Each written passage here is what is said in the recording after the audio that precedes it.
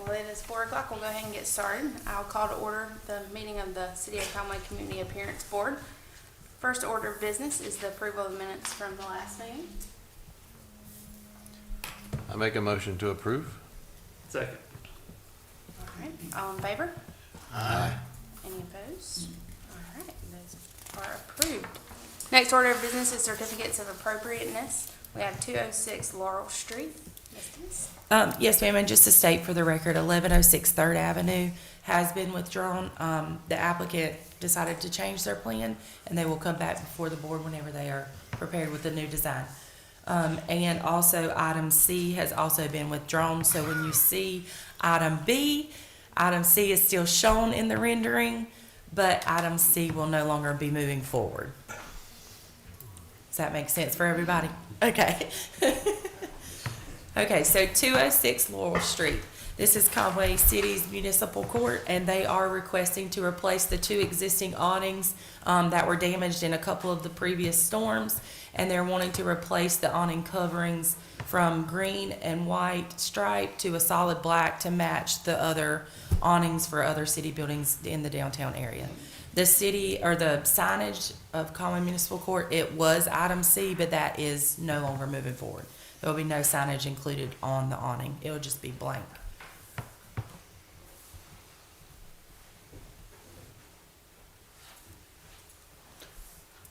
So this is only the color. Correct. No size changes. They just simply removed the awnings structure to take them to the contractor, so it was easier to put them on instead of having to be in the air while they're putting the new color on. And the previous ones were green? Green and white, and they were striped. When you say everywhere downtown, he's talking about just the city buildings or what? Yes, sir, just city buildings that have the black awnings, like the back of City Hall. And I think there's another one on the front of the HR building, or there used to be, on the new HR building.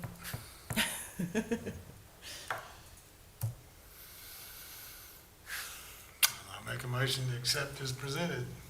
Second. All in favor? Aye. Aye. Any opposed? All right, motion carries.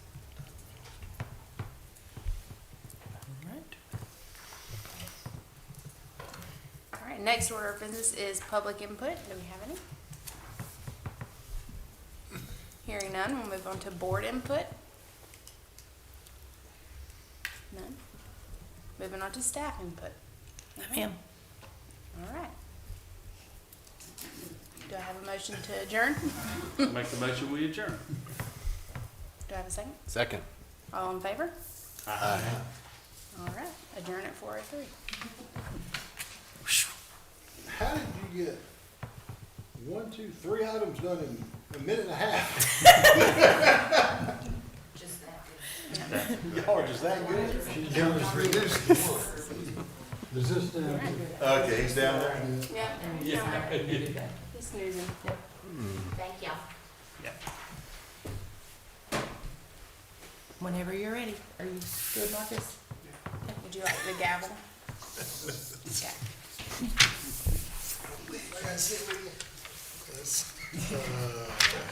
We've now officially opened the City of Conway Tree Board meeting. Oh, we have the pre-board. Yeah, I gotta get rid.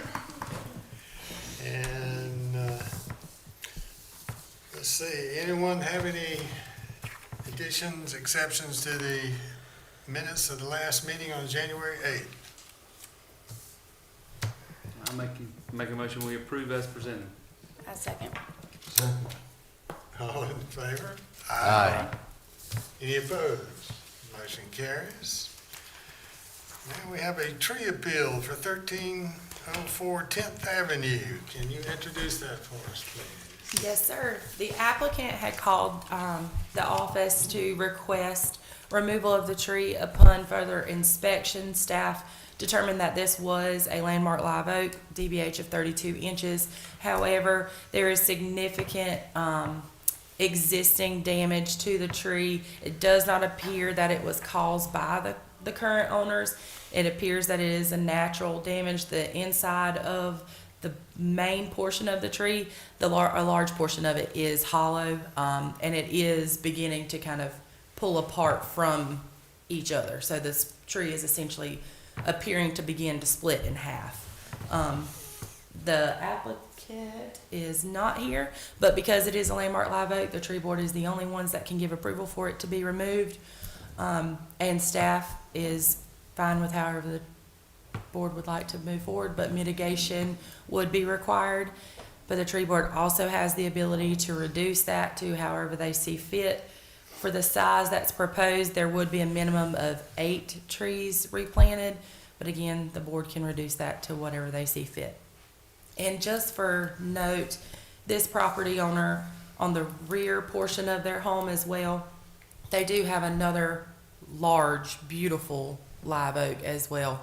And it's much closer to their home, and they haven't asked anything about that one. It's just this one they're concerned with because of the decline in the past couple years. So if it's in the situation needs to be removed, then we got mitigation that might as well, they haven't asked for it to be reduced, I don't think we need to reduce it. So, Now, the one thing is, this is a residence. Correct. Where are they gonna put 8 trees that will grow to that size? you can Yeah, and put the them only, on city property as well. it has to be located on property that the property owner owns. Any property that they own within the city limits, it does have to be located on their own. This is, again, a private property. The city portion of it comes in if the board would prefer to do a fee in lieu, that kind of thing, and then it goes into the tree mitigation fund, and then the tree can then replant on city property if that's what the board chose. I could do some quick math if you wanted me Has to. wanted to look and see, because the city staff needs to look, see where we, if they can plan it, if they can't agree, then we look at doing the mitigation payment in lieu, fee in lieu of, but we gotta make sure that we plan it on there first. To ensure there's ample room. Right. If there's not ample room, then we go fee in lieu of. Yeah, Or we that. could suggest less trees. Correct. That, again, the applicant did not request a reduction. We did notify them that mitigation is required, and we told them what, could potentially be required of them. But we are working with the tree contractor who has been hired to remove the tree, so we're not 100% certain that the actual homeowner understands the gravity of what mitigation actually Instead of means. 8 4-inch trees, they could do 4 8-inch trees, which is a lot more expensive, but could fit on the space too. Or 2.5 Yeah. and 16, yeah. However the board sees fit. Or you could, approve the removal of the tree and defer the decision on mitigation and request the applicant to be present to discuss with you, or however you would like to proceed on that half. If we approve it with the mitigation and the applicant wants to appeal, they can come back and appeal to us. Correct. If the tree's dying, I'll make a motion that we approve to remove the tree and let the mitigation requirements of the ordinance come through. They're not here asking to be reduced. I second. We have a motion and a second. Anybody have questions on that motion? Is there ever any consideration for a diseased tree in the mitigation? So in this scenario, you could have one scenario where you have a completely healthy tree of that DBH, and then in this scenario where you have a diseased tree of that DBH, and both require the same mitigation. Yes. Is there ever any consideration that we've had prior where, well, this one's diseased, so do we truly go full force with mitigation when the tree's not of that caliber? So currently in the current ordinance, because our new tree preservation ordinance has not been fully adopted as of yet, there are still a few things we're working on. But currently, there is no room for that or no option of that right now. We understand where you're coming from with that. We run into the issue of proving when or how a diseased tree may have become diseased. So that is kind of the reasoning of a blanket of if it has to be removed, you have to do mitigation, and you have the option to appeal the mitigation decision. just because it would be very hard or very difficult for staff to determine that this is completely of natural causes, or we could say that it appears, as of this one, it does appear to be natural causes, but we wouldn't be able to state with certainty that it is. Yeah. And I think if they came back, if they were here today asking, I think I would, personally would be willing to do less. But if they're not asking, I don't want to set a precedent that we're automatically do that. I have a feeling they'll be back after they get a notice from They the probably city. will be back, would be my, And you sure it's 1304? It's not the house on the corner? Because 1304 is the second house. 1300 is This one, it is a larger property. okay, but it's all on their property. Yes, so when you're coming up 10th headed towards Burroughs, it's on the right-hand side. It's not the first, but the second tree in the front portion of their home, closer to the Burroughs side instead of the, is that Laurel side of 10th? Yeah, Um, or Pine.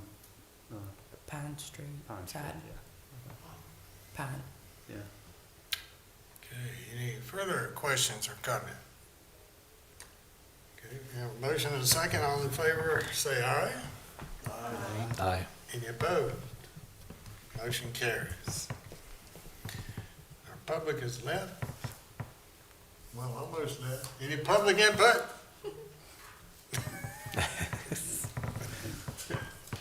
Board input? They're all hiding behind the pulpit. Staff input has something about an arborist workshop. Yes, we just wanted to notify you guys of a potential CEU credits. As we see them, and you guys have meetings coming up, we're gonna try and be able to keep you up on it and try to make it a little bit easier for you all to find trainings that could apply to each board. This is being offered March 20th. It's in Irmo. It is a full day. It's kind of a little extensive for what you guys might actually need, but if you have interest and you would like to attend, you are more than welcome to do so. So I just wanted to notify you all that that is happening, and staff will be attending. Everybody? This staff. And Wanda, I presume? No, sir. Wanda is not back with us. She knows Not it as of all. yet. Any motion to adjourn? make a motion to adjourn. I second. All in favor? Aye. Meeting adjourned.